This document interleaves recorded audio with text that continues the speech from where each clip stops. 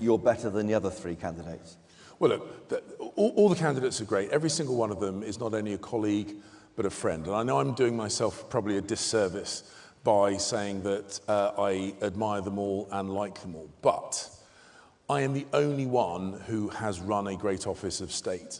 In fact, I'm the only one that has run two great offices of state and delivered in both of them. I'm the only one who has been chairman of the Conservative Party. I'm the only one who's been instrumental in winning a general election. I'm the only one who has the experience to deal with the people like you, Chopper, the forensic media.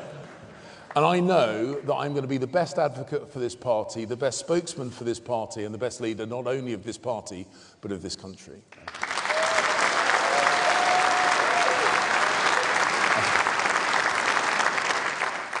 You've got a young family. Does Mrs. Cleverly mind? She doesn't mind. So look, I mean the scrutiny, you know, all the pressure. Look, on you. I'm an open book. I'm an open book. I do not pretend to be perfect, but with me, you know what you get. And what I was, what I am, and what I will be is consistent. I don't chop and change. I don't U-turn. I don't flip-flop. If you like it, vote for me. If you don't like it, vote for someone else. But the point is, you know where you stand.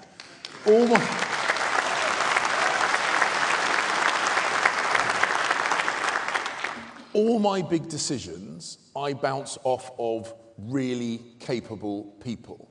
I like to surround myself by really serious intellectual people, Mrs. C being preeminent amongst them.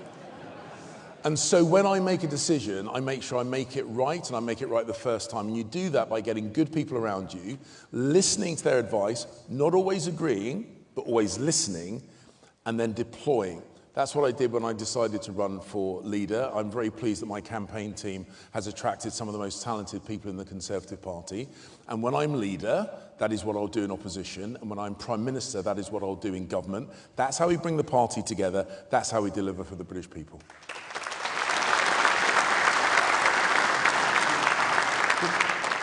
What's your biggest regret of all the service you've given this country? Look, there's loads of regrets. I mean, ultimately, when the party that I am so proud of gets defeated so heavily at a general election, that has got to be right at the forefront of my regrets. Why didn't you stop that? You're a senior person in the cabinet. Why didn't you say to Rishi Sunak, what on earth are you doing? Well, look, I think it's well recorded that the Prime Minister made a decision. He went to the palace. He sought His Majesty the King's permission to call an election. And at that point, the die was cast. And from that point, you have a choice. Do you do everything in your power to win the general election? That's what I did. Or do you start perhaps daydreaming about what might be next, doing preparatory work for a leadership bid? That is not what I did. I fought every day to win the election. And look, it's an observation, not a criticism, that I started my campaign to be leader of the party only after I exhausted all my efforts trying to win the general election. I will always be very comfortable. There is no regrets there. I will always be very comfortable with the decisions that I made. And maybe that gave me a bit of a disadvantage, but I've certainly caught up, and now I've overtaken the others. I'm very, very pleased that I did the right thing.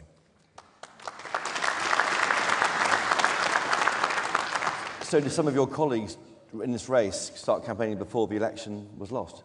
You need to ask them that. How did your party lose trust? We slipped into the habit of trying to talk tough rather than delivering.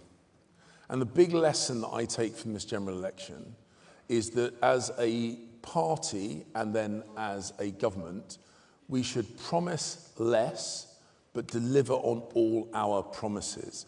If you do that, you win back the trust of people. So roll back the state, do less post-COVID pandemic? Yeah, look, withdraw from people's lives. I'm not trying to reinvent the wheel. I'm a proud Conservative. We have a fantastic history and tradition. as a Conservative Party. We don't need to pretend to be something else. We just need to be the better version of ourselves. So when we talk about reducing tax, let's actually reduce tax. When we talk about lifting the burden of regulation, let's actually lift the burden of regulation. When we talk about strong defence, let's spend 3% of GDP on defence. Let's do what we say. And Chris, because if we do that, if we promise less and deliver more, we will regain the trust of the British people. And the place where we need to do that first is in local government, because that is now the only place left where we can prove our professionalism and competence, which is why I'm so focused on us as a party getting our act together so those friends and colleagues who are standing for local government in May of next year have the very, very best chance of getting elected.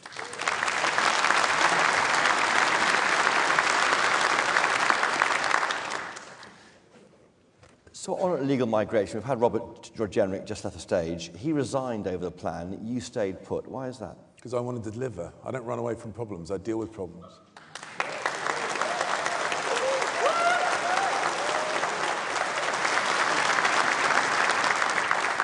He resigned. It wasn't going to work, and it didn't work, did it? It was working. Two volunteers isn't working, James. No, Chris, I put visa changes in place which reduced net migration by 300,000 people a year.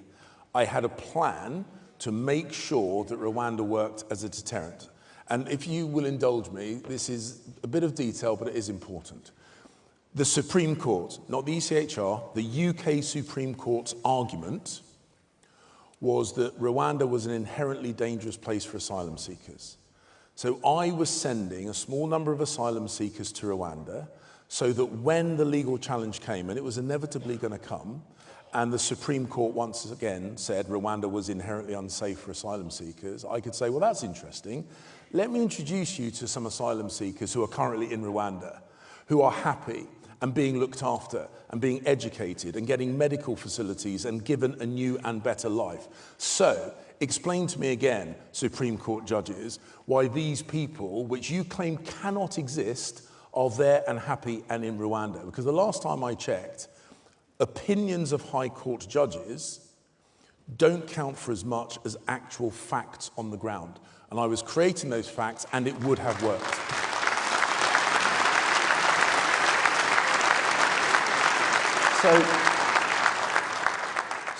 So if you had stopped the election, and it's now 1st of October, how many people would be in Rwanda under your policy, looking forward from where you were in the Home Office? So I reckon at this point we could have sent dozens of people to Rwanda. And the point is... It's not a lot, is it? It's not... No, but Chris, you're missing the point. It's not just about the people that we send to Rwanda, because ideally you don't want to be receiving people in the UK and then sending them to Rwanda. You want people to stop coming to the UK. That's the point.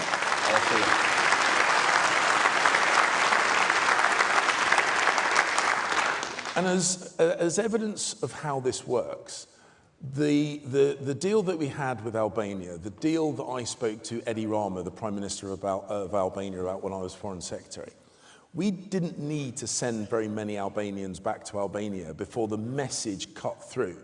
Don't waste your time and money trying to get to the UK, because all they do is kick you out again.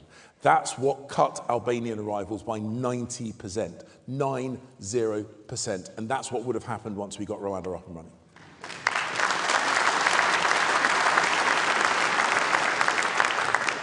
Stop the boats was a reason why you lost your election, because it didn't happen. That's a trust issue. Did you try and change or drop that slogan?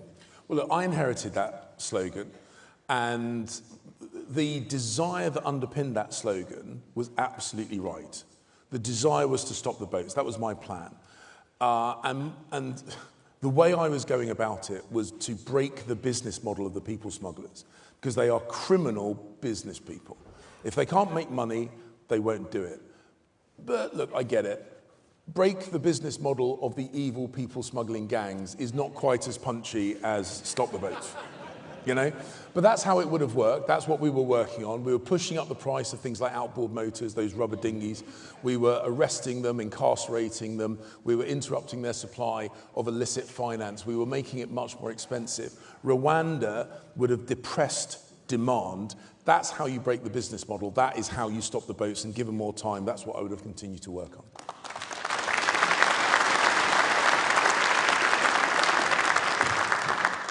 And so it follows, then, you don't think ECHR withdrawal is necessary to make Rwanda work? It wouldn't have been necessary. And also, the point is, good generals fight the battles on the battleground of their own choosing. Someone who said explicitly they want to destroy our party is demanding that we have this route at this point. And I have no intention of letting some other political party dictate our agenda. I was deporting people every week. I was kicking out foreign national criminals every week. I deprived citizenship of terrorists who sought to do our country harm on a number of occasions. The ECHR didn't stop me because I don't allow the safety of the UK and its citizens to be undermined by anyone, domestic or foreign.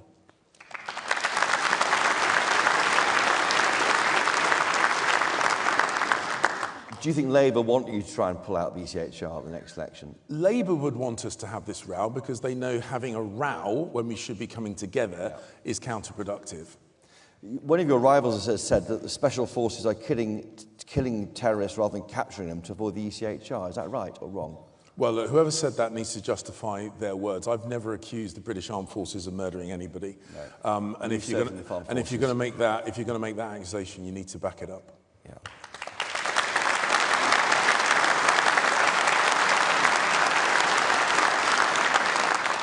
On legal migration, you fought 4 elections saying you're going to cut it. You didn't. Have you apologised to these members who went out in your campaign for you like that? So 2 things. We allowed migration, legal migration, over the 14 years to get much, much, much too high, peaking at about £700,000 a year. When I personally was responsible for dealing with migration, so we had 14 years where it wasn't my job to do anything about it. I had 7 months when it was. In that 7 months, I reduced net migration by 300,000 people per year. And that's the point. The point is, I get stuff done. I negotiated with Treasury, I negotiated with the Department of Education, the Department of Health. I changed the visa rules, and the changes that I put in place have reduced net migration by 300,000 people per year. And had I had longer in the job, I would have done more. And that's the point I'm saying. Don't promise, just deliver. And that's what I did.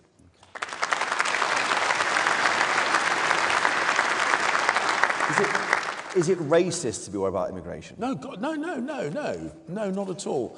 And it's the argument of the left that tries to scare us away from doing the right thing on behalf of the country. This country, and I'm incredibly proud of this country is open and tolerant and relevant to the world.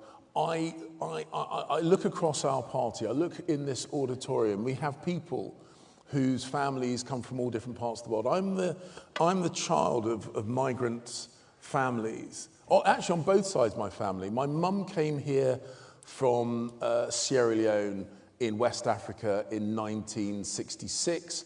My dad's family came here from northern France in 1066. So I've got...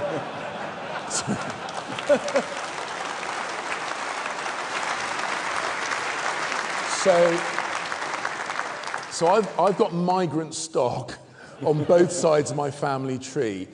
And my African family are just as passionate about the integrity of our borders and the integration of people to come and live here just as much as my English family, and both are right. We're a good country, but we do have rules. Play by the rules, that's great. Break the rules, you should expect consequences.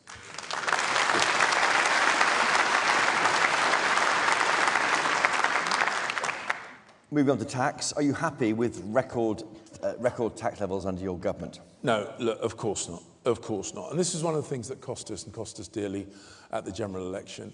We said we would cut taxes, and we weren't able to. We didn't cut taxes. Now, COVID distorted everything, but there were opportunities where we could have and should have cut taxes, and we missed those opportunities. So let's not make that mistake again. I am absolutely determined to get us back to being, not just talking about, but being a low-tax Conservative government. Okay. On your... Yeah, you can definitely applaud low taxes. You can definitely applaud low taxes. On your character, you made an inappropriate joke, didn't you? Yeah. Last Christmas time, talking about Rohypnol, and it's not really illegal, only a little bit. Why do you say that to people you barely knew, and what does Mrs. Cleverly think about the comment? Oh, you don't want to hear what Mrs. Cleverly said to me after... if you think that got me in trouble, repeating the words she said to me would get me in an awful lot of trouble, particularly in a live broadcast. Look, I messed up. I messed up. I was trying to make a point that I was the Home Secretary who was updating the law to make spiking illegal, to protect women. I was trying to make that point in front of a number of journalists. Who you barely knew about rape. I mean, it's not appropriate. No, but look, it was the point I was making. I was trying to amplify the point that I was taking action on a really serious issue. I tried to do it in a light-hearted way. It was wrong. It was crass. I apologised at the time, and my real frustration is that in doing that, it undermined the really serious work I was doing. That was totally my fault. But you take it on the chin, you accept the criticism, you recognise that you've done something wrong, and you make good and you make amends. That is what I've done. And as I say, I'm an open book. You know what you're getting with me. But I would make the point that I was the Home Secretary who actually took action, and I have done throughout my political career, to keep women safe.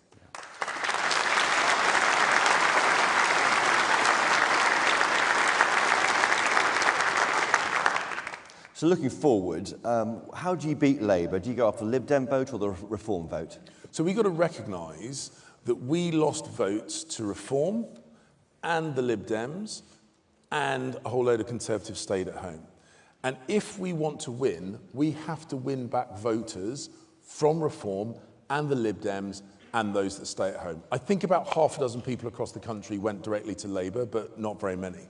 So we need to demonstrate that we are a proper Conservative party, because Reform is a pale imitation of us. We don't need to be a pale imitation of them. We need to be the best version of us.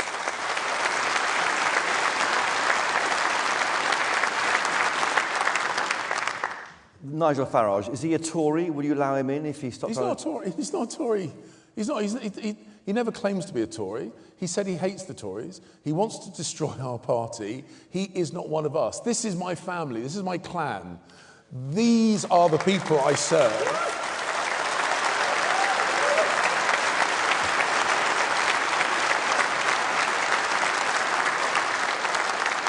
We need to win back Conservatives, true Conservatives, who've been tempted across to support Reform. I don't blame them. I'm not going to tell them off. We dropped the ball. It is our fault, but it is in our gift to get them back. But we don't do that by making deals with people who say they want to destroy our party.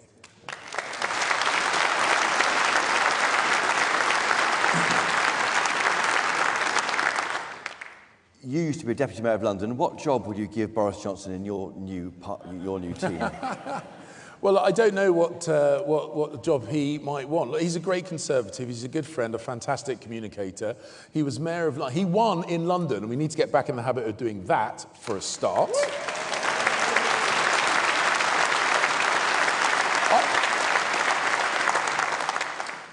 When I first started campaigning with Boris Johnson in 2008, people told me with great authority that I should distance myself from him because being affiliated and associated with him would be a blight on my political career. I didn't listen to them then. I'm proud I didn't, because he was a fantastic Mayor of London. He was a Prime Minister in the most challenging of circumstances with COVID and the war in Ukraine. He made sure our Ukrainian friends had the weapons that they needed to prevent Putin stealing their country. Never forget that. The Ukrainian friends don't, and we shouldn't.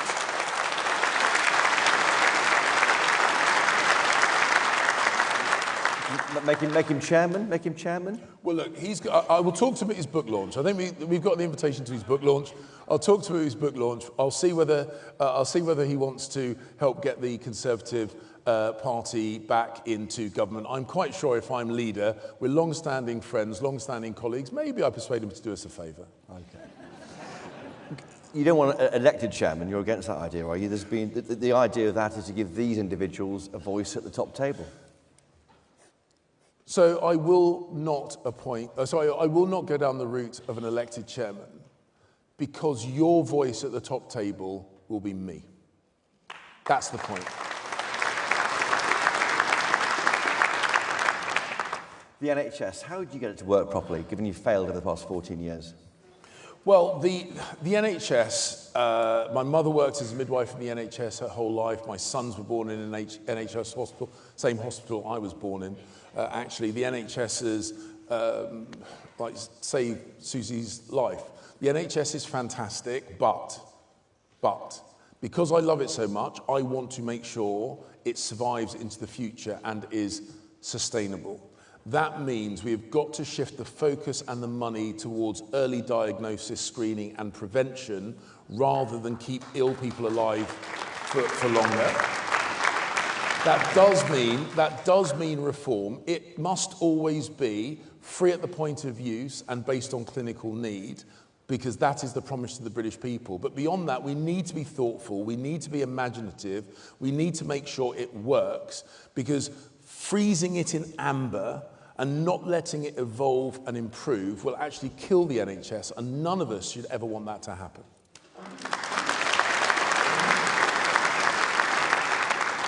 You campaigned for Brexit. Yep. It was a good idea, right? Absolutely, I stand by it. In fact, I was one of the 6 MPs first elected in 2015 that wrote an open letter in the Telegraph saying to David Cameron, who I still respect enormously, even though I don't always agree with him, that he was not asking enough from the European Union, and even if he got everything he asked for, sadly, I would campaign and vote to leave the European Union. Yes, you can applaud that as well.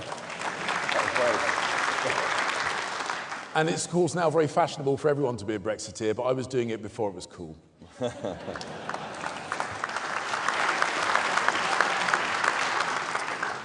On the culture wars issue, what value do you place on freedom of speech, and why do the left apparently have a question mark about our past and worry about it so much? So freedom of speech is something you either respect or don't. What I discovered, actually, is the left like freedom of speech as long as you say what they like you to say.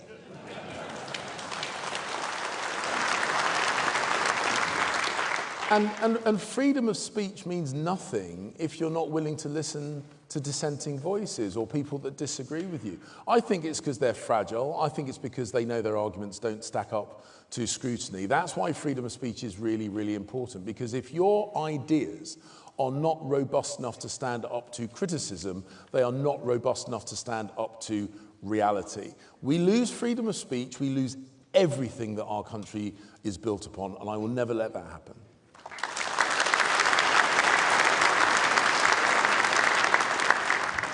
And the empire, the imperial past of this country. You heard David Lammy in the UN talking about being taken as a black man in chains, his ancestors at the barrel of a gun to be enslaved. Right, David Lammy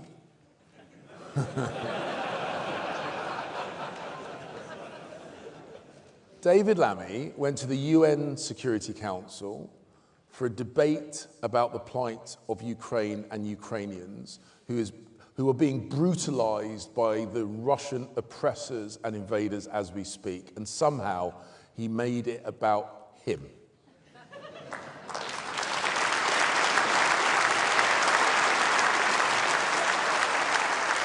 And look, I get it. He's very proud of being the first black foreign secretary.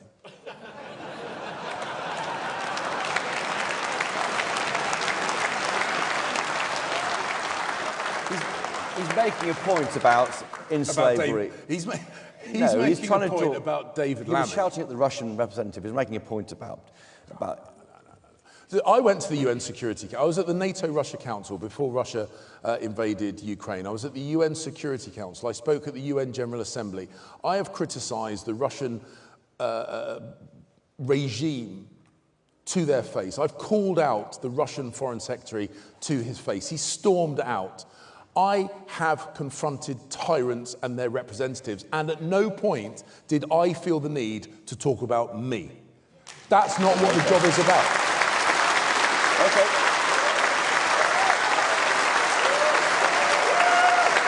I like that.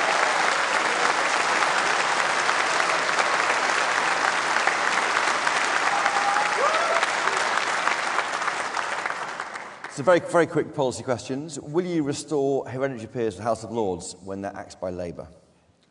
Well, look, the House of Lords is this weird institution, but it works. Don't break things that work. It works. It's weird, it shouldn't, but it does. So leave it as it is? Well, we'll have to see how much damage the Labour Party have done to it. But the point is, don't mess around with things that work. There's plenty of things that Labour Party should be fixing, like, where Keir Starmer gets his clothes and glasses from. Focus on that first. Leave the House of Lords alone. Well, you mentioned Keir Starmer. Will you refuse all freebies as leader of the opposition? He didn't. But look, the point is not Yes him or no? accepting... No, actually, you know what? I will accept gifts every now and then. Thank you. Is that... What's the offering? Taylor Swift concert.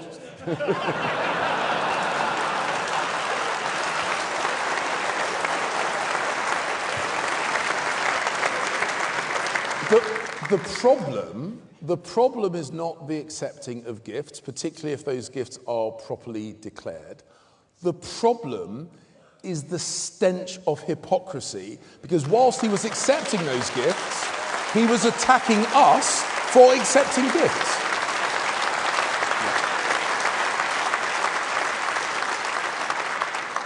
Yes or no, will you restore the winter fuel payment to pensioners? Well, we will have to see how much damage Labour have done. My instinct is to make sure pensioners are protected. There are people in my Essex constituency who are not on the gas grid. They rely on fuel oil. They use the winter fuel payment to pay for the winter's fuel oil. This year they won't get it with no notice. So there is no way that they can make alternative arrangements. They will literally go without heat this winter because Labour lied. Point one. Point two, I fear this is not even the most damaging thing they're going to do to pensioners. So I need to see the collective damage that Labour do before I know what priority it is to put it right. But I will put it right.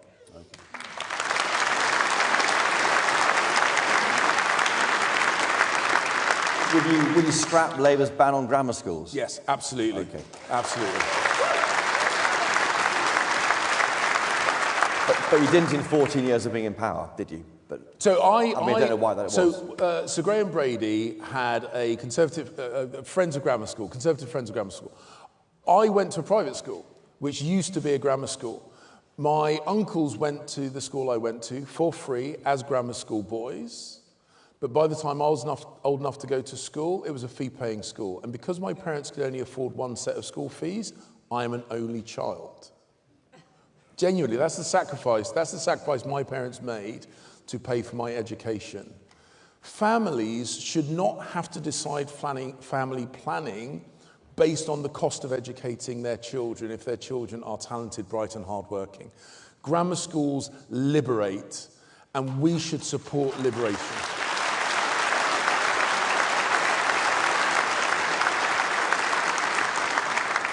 The top rate of tax, would it go if you were Prime Minister? So I'm determined to bring down taxes right across the board.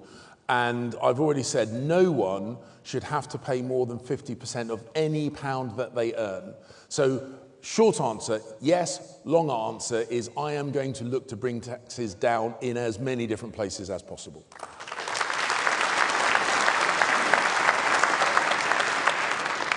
And the BBC licence fee, Is that safe under you? Would it change? Would it be? It's going. I tell you, and I said this when I was first elected. I had a delegation from the BBC come along to me and say, when I was a new MP, and they did the usual thing. Oh, because of the unique way the BBC is funded.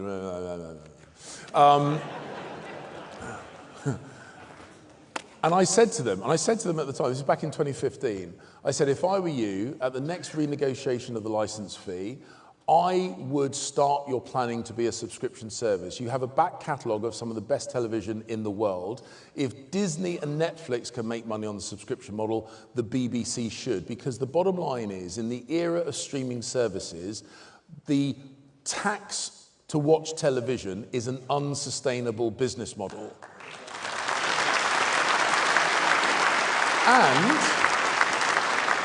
And that back catalogue of content that we have already paid for, why don't we make sure that when China obsesses about Peppa Pig, apparently Peppa Pig is very popular in China, and other content, that they pay for it rather than demanding that we pay for it all over again. And some very, very quick, lighter ones. Donald Trump or Kamala Harris? Who's your favourite for who you back for? Look, I have worked with both administrations. I intend to be the leader of the Conservative Party, then Prime Minister. Prime Minister has to work with the people, the person that the US people choose to be their president. That is what I would do, so I'm not going to pick favourites.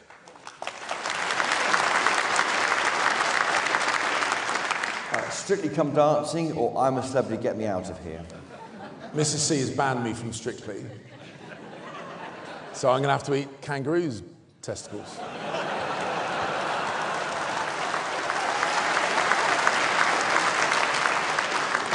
At home, would you like mowing or hoovering? Obviously neither, but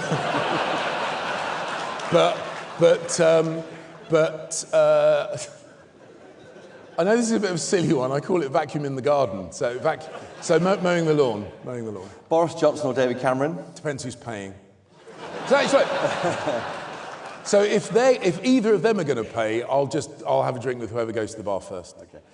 Which of your colleagues would you like to see in The Traitors on the BBC? No, they're all great people. They're all great people. They're all wonderful people. By the way, if you go to my merch store, pick up one of the water bottles that says no leaks. No leaks.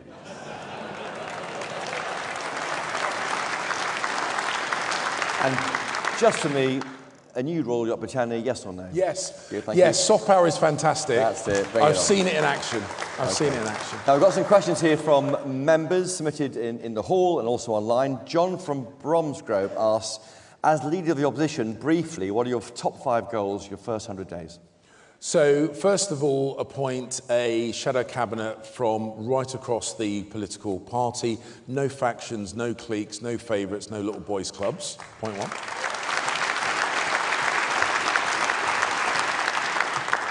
I'm sure, I suspect every single one of the leadership candidates says no parachuted in parliamentary candidates to associations. If we want that to be true, we need to get on with selecting candidates. So we need to select about 300 candidates in 18 months. So the next job is getting on with candidate selection right from the get-go. We do need a big shake-up of CCHQ. I've been party chairman. I know what works. I know what doesn't. I know what needs fixing. That's that one. Secondly, we need to start selling Conservative values again. Every single day, at every single level, Town Hall, City Hall, Mayoralty, Police and Crime Commissioners, Holyrood, Cardiff Bay, absolutely everywhere. So getting the whole team together, councillors, police and crime commissioners, MSPs, members of the Senate, all together, whether physically or online, and actually start coming together again as a party. Job 4.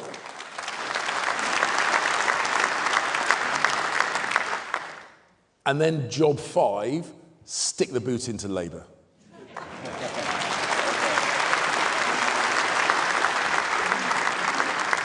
Stephen from the East Midlands says, how do you propose to bring together the 2 wings of the party? And where are you on those wings? So the whole point of being a leader that unifies the party is that I can metaphorically put my arm around, the staunchest of cornerstone social conservatives and the most liberal wing of our Conservative Party, because we are all one team. We are all one team. Good generals command from the heart of their army, and my heart is in the heart of the Conservative Party. I have got backers right across the political spectrum within the Conservative Party. People all have a right to say what they believe and have that debate, but ultimately we are one team, we're one clan, we're one family, and we should look to find what unites us rather than what divides us. So that's what I do, and I don't define myself as any part of the party, except after November the 2nd in that leadership position.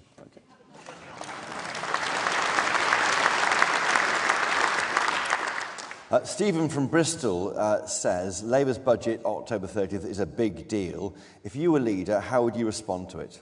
Well, the first thing, I think that the new leader should be given the opportunity to respond to it. So I have already said to the party board and the 1922 committee that I would prefer that we nibble away a couple of days from the leadership. And I know that there is a question about whether we deny the members time to vote, but my assumption is that almost everyone would vote online within the first couple of days of the ballot going. Tell me if I'm wrong. Do you think I'm wrong? No, I thought not. So I want to get at them at the first possible opportunity. This budget will define this Labour Party.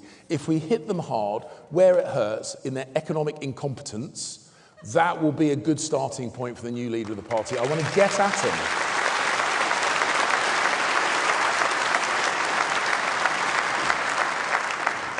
So next Thursday, if you're on the final two, you'll be seeing Richard Fuller demanding that to happen. I think when I'm in the final two is the word you're looking for, Chris. There we are.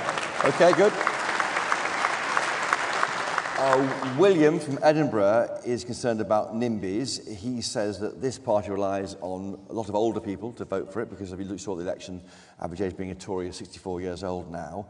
How will you become the party of house building when so many members are against it in the area? No, so people in this party who are great protectors of the countryside and great protectors of our wildlife don't say no to building, they say no to building in the wrong place.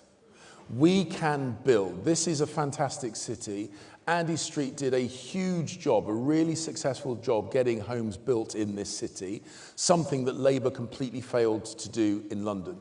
We should be building in our cities. We should be making sure that we build beautiful homes that people want to live in for generations and generations to come, not vile, ugly grey tower blocks that need to be ripped down a couple of decades later. Our Georgian ancestors understood the beauty of 3, 4, sometimes 5-story buildings. So we should get back to that. But aesthetics matter. If you build stuff in the right place that looks good, people will say yes. And so we should build. Yeah, we should build.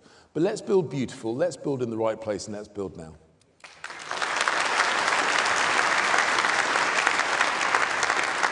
So not on the green belt? There's no need to go anywhere near the green belt. And I give an example. One of the proposals that I put forward, and I'm not giving away everything, but one of the proposals that I put forward is scrapping stamp duty on residential property sales.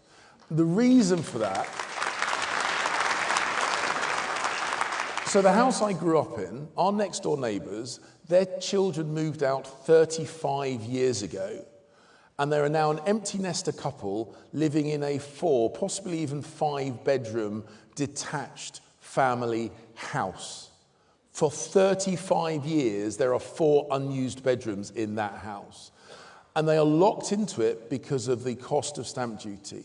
If they were able to downsize, they would free up more movement in the housing market. Younger people would be able to get on the housing ladder. There would be much more money pumped through the economy, because what's the first thing you do when you move? You buy some new white goods, you get the painter decorators in, you get the builders in, you spend money in your local economy. Through our taxes, we have stifled the natural flow of money through the economy. We should remove that tax, pump prime the economy, get that house back in the market.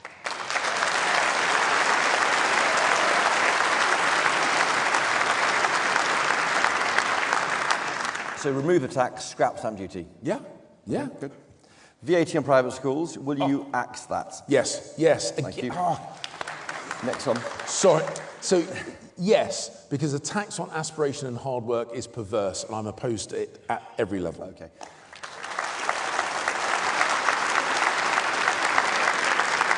That was Rhoda from Congleton asking that question. Next question. Richard from Warwickshire says, Ed Miliband is not issuing new drilling licenses in the North Sea. Would you reverse that to meet our UK energy needs in an increasingly hostile world? Yes, and for a number of reasons. Firstly, if we don't secure our energy security, we cannot secure our national security. Point one. Point two, if we don't get it out of the ground in our own territorial waters, we are just going to have to import it from somewhere else. And that is less environmentally sound than doing it domestically. And then it takes me back to the first point I made. It makes us more vulnerable, and I will always prioritise national security.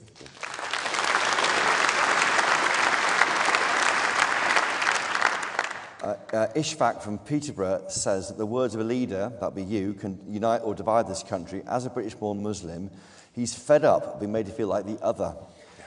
The last government failed, that's your government, failed to give a working definition of Islamophobia, and the recent riots only added to the unease that he, as a British Muslim, faces. How will you unite this country? Well, the first thing we've got to do is unite around values. And I have friends, I have supporters, I have people that I've campaigned with that come from a range of religions and none. But the thing that unifies us, the thing that brings us together, is the belief that this country is fantastic. A belief that this country has its best days ahead of it, not in the past. A belief that this country will reward the people who love it and work on its behalf and protect itself from people that would do us harm. Those beliefs are not limited to any faith. This party is the party of the nation and the party of family and the party of community. And if we go back to those principles, we can defend everybody, irrespective of their religion, or people with no religion at all. That's the country I recognise, and that's the party that I want us to be.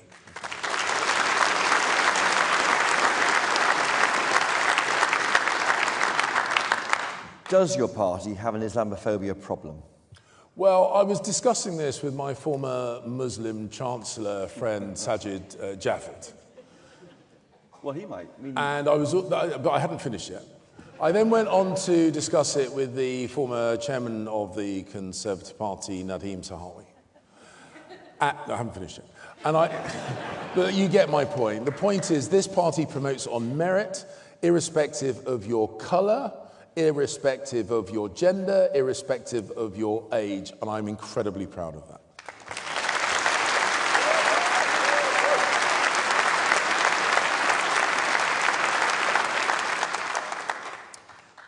Jane from Stratford-upon-Avon says, now is the time to think the unthinkable and bring back female-only shortlists because only 1 in 4 of your colleagues in Parliament are women. So we've got to do more to get women into Parliament, and those women who get into Parliament need to be protected from the abuse that they get. Yes. So Jane, we've never had all women shortlists, and it would be wrong to do so. I once made it very clear. When I think John Bercow, remember him? Yeah. So he floated the idea of all ethnic shortlists, and I said at the time, and I wasn't a candidate yet, I was still waiting to be selected or hoping to be selected, I would never apply for an all ethnic shortlist, ever.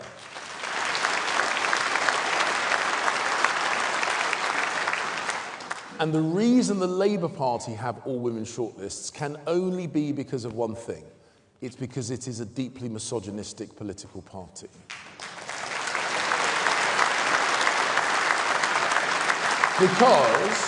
Because, and I'll finish on this point, Chris, because then we need to move on, because the only explanation is that either, one of two explanations, either you believe the members of your party will not select a woman on merit, which is a deeply misogynistic point of view, or you believe that they would promote on merit, but no women are good enough. Again, a deeply misogynistic point of view. So the only explanation is it's a sexist political party. We are not. We don't need to do that.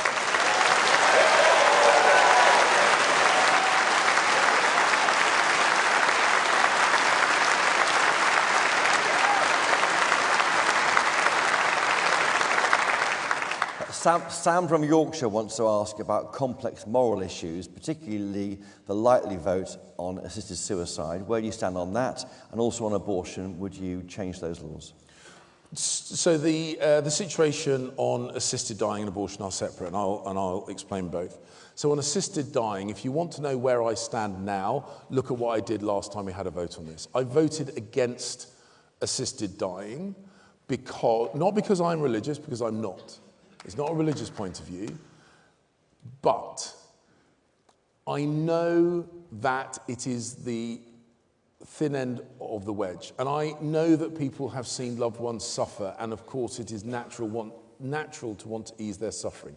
But we also know that many, particularly older people, hate the idea that they are a burden on their family or their society. And I do not want someone killing themselves or being killed because they feel guilty that they are a burden. They are not a burden. They have been a contributor to society through their life. We owe them a debt of gratitude, not a poison pill.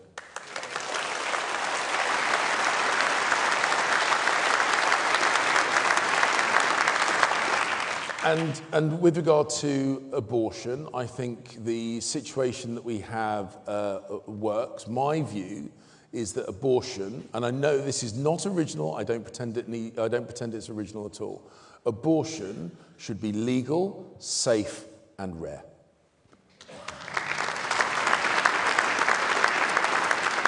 On foreign affairs, John from Bromsgrove says that assuming both Russia and China are existential threats to this country, should we stop trading with them altogether, with immediate effect, and ban all nationals from those two countries coming here?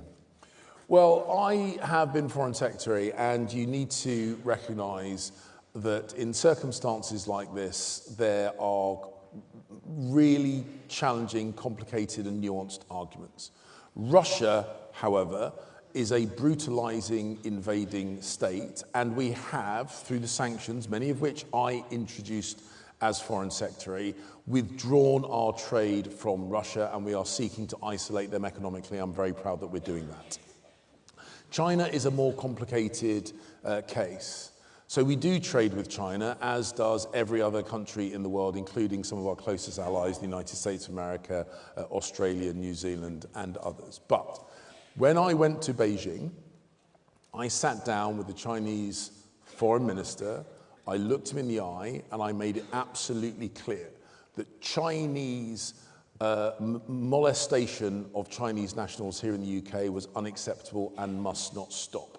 That aggression towards Taiwan is unacceptable and must not happen, and that the Chinese must not, under any circumstances, assist Russia in its brutal war against Ukraine. I flew there directly, looked him in the eye, and made sure he understood in no uncertain terms exactly what the British red lines were on these issues.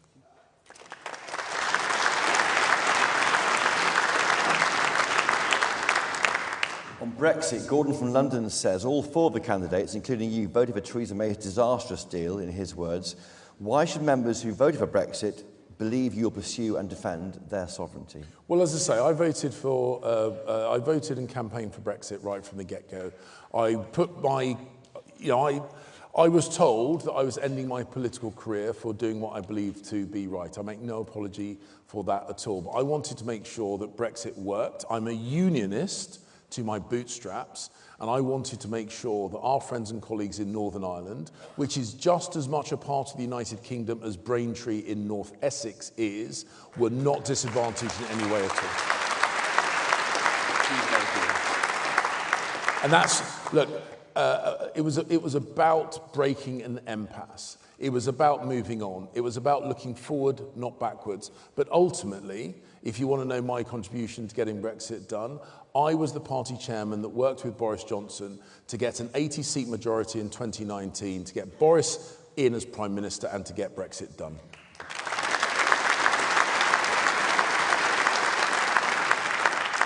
On the Middle East, William from Scotland says, should we be a better friend to the political representatives of the Palestinians or the Israelis? And if so, why? Well, I worked very closely with the representatives of both the occupied Palestinian territories and Israel.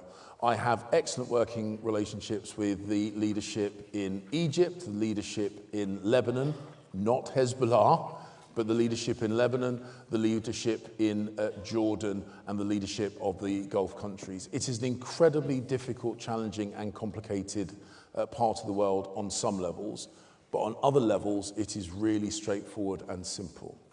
Israel has, from the day of its inception, had enemies at every border.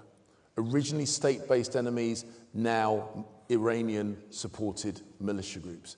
Israel has a right to exist. That is a red line. Israel has a right and a responsibility to defend its right to exist. That is a red line.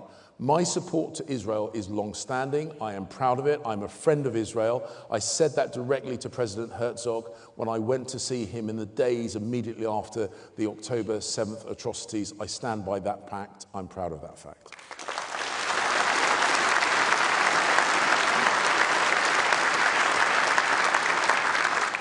Would you wear a hoodie saying Hamas are terrorists? Well, I think it was Margaret Thatcher who said, you don't need to wear a T-shirt to show what your principles are. There we go. Okay. William from Scotland has a question about Ukraine. He's worried that we're being drawn into a conflict which may cost lives, British lives. What's your position on Ukraine? Are we going to stand full square forever by them? Yes. Yes, and I tell you why. I tell you why. Because when I met President Zelensky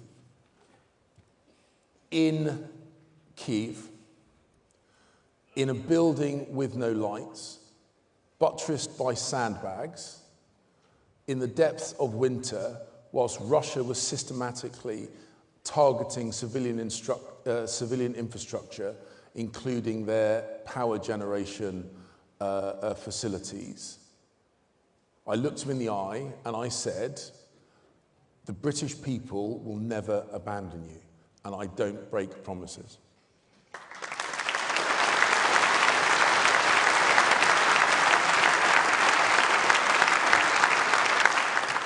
Some late questions submitted. Susan Hall, AM. You may know her. Susan. She asked, what question do you dread the most? That one. No, look, I have been grilled by political journalists in print and broadcast for many, many, many, many, many years. It's like a trip to the dentist. You don't particularly like it, but you've got to put up with it. And I've practiced it. I like to think I'm fairly good at it. It's not that I always get it right, but it is a byproduct of experience. I am the most experienced person running, and if we're going to hit the ground running from day one, and we must, experience matters, which is why, ladies and gentlemen, you should vote for me.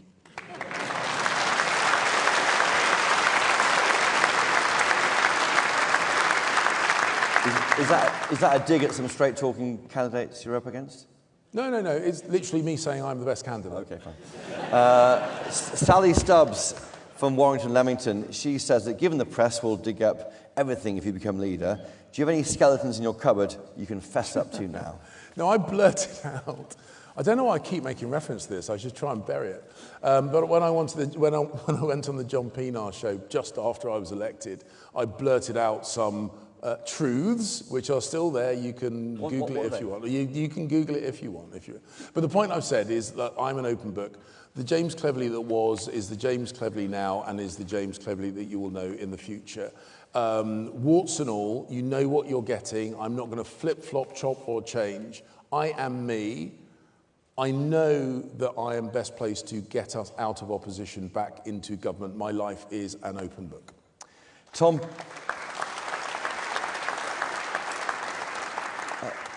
from Guildford says, have you ever leaked information to the press? Was it ever justified? No, and I don't have to answer the second bit of the question. Okay. As I say, what a shame. Bottles are available on my stand with the word no leaks. John Davis from Huntington, he asked, do you support capping child allowance at 2, as the number of children is a lifestyle choice, not a taxpayer issue? So we've got to recognise that we are a generous country that supports people in need. But people also have to have personal responsibility, and every benefit is paid for by someone else.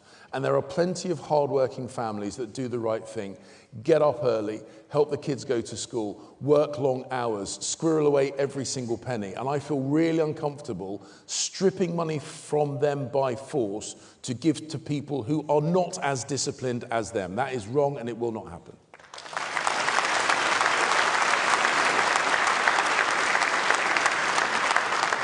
Eileen Gallagher from Islington North.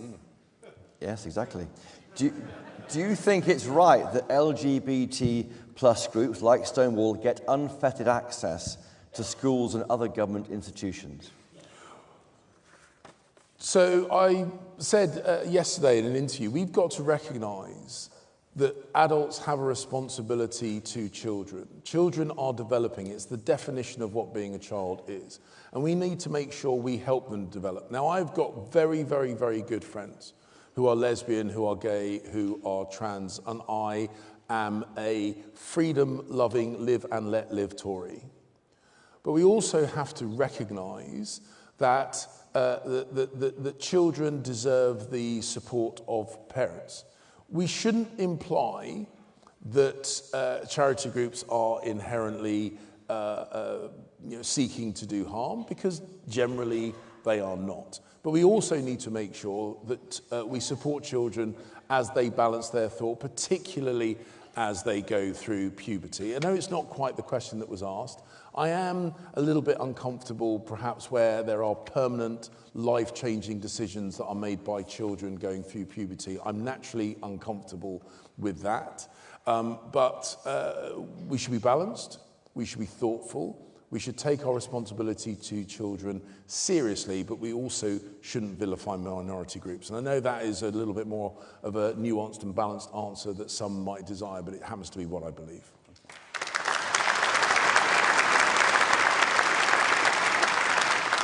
And just finally, Simon from Thornbury says, what lessons can be learned from the Man United's last 10 years since the departure of Alex Ferguson? It's not a good story. Can these lessons ensure the same fate does not befall the Tory party as Manchester United? So They haven't won the league for ages, basically. I'm an Arsenal fan. Please don't hold me against me. Please don't hold me against me. But what I have learned, and I saw Arsene Wenger, and what I have learned and what Alex Ferguson showed is good organisations with great leaders can do amazing things. Good organisations with the wrong leader massively underperform. Don't pick the wrong leader, pick me.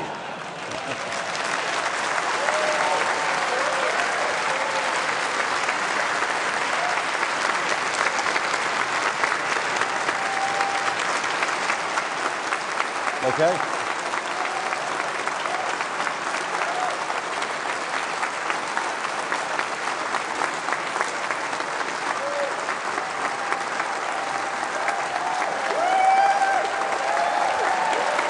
They quite like you out there.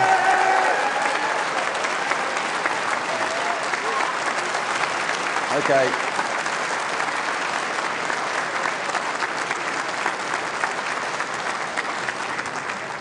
James Cleverly, thank you. And that's it. By the middle of next week, people like him, MPs, will have chosen 2 candidates for you to vote on. Best of luck. Make a date for your diaries. GB News is holding the first TV debate or event with them on October the 17th. But as that's it from me. Goodbye.